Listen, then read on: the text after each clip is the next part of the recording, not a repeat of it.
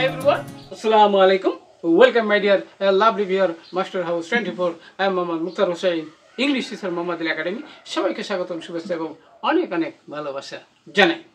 তোমরা যারা এসএসসি এবং এইচএসসি ফাইনাল পরীক্ষা দিবা, তোমাদের এমন একটি ইম্পর্টেন্ট টপিকস আজকে আলোচনা করব।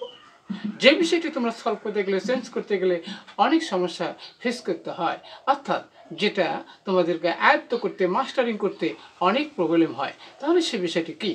সে বিষয়টা হচ্ছে mastering the art of passage narration pro, অর্থাৎ প্যাসেজ ন্যারেশন চেঞ্জ করার জন্য যে সমস্ত টেকনিক, কৌশল তোমাদেরকে আয়ত্ত করতে হবে। আর আজকের ভিডিওতে চমৎকারভাবে সেই বিষয়টি তোমরা জানতে চলেছো।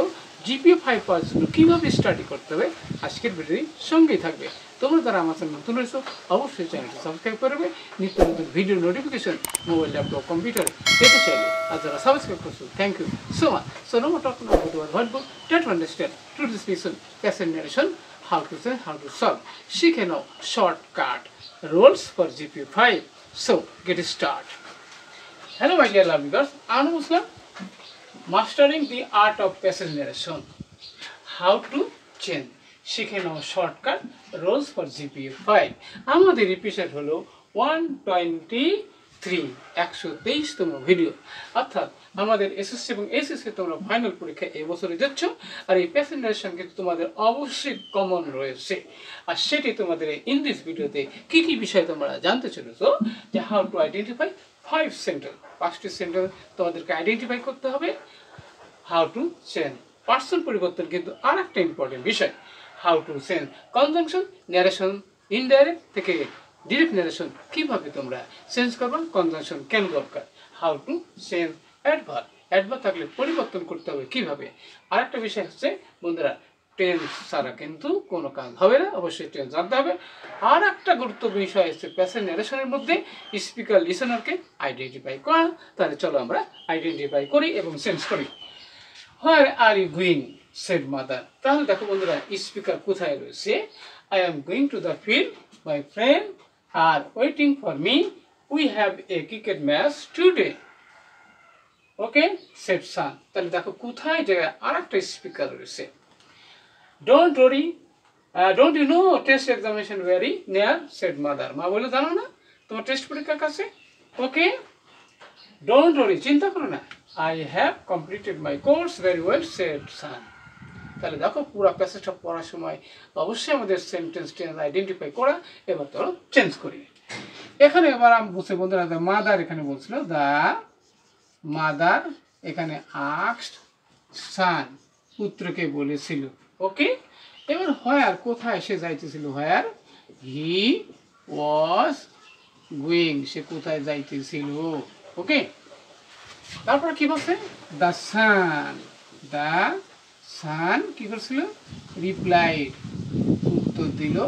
এবারে দ্যাট কেছে, এবারে he was going to the field, সে মাঠে যাইতেছিল। অ্যান্ড added that, ওকে এবার কি আছে? added that, আচ্ছা they had a cricket match today থাকলে কিন্তু আমরা জানি that দিয়ে হয়, অ্যাডভার্ব পরিবর্তন that day। ওকে এখানে মাদার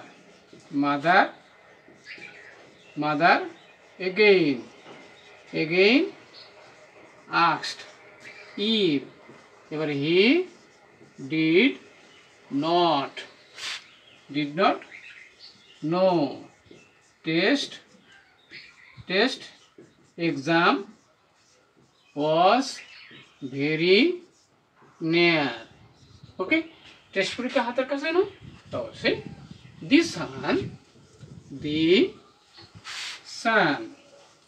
son told এবারে not to worry, দুশ্চিন্তা না করার কথা বললো। and